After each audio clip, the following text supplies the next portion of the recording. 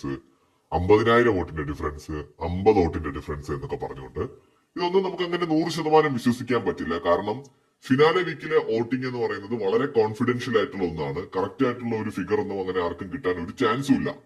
പിന്നെയൊക്കെ rumours ആണ് കൂടുതലും പ്രചരിക്കുന്നത്.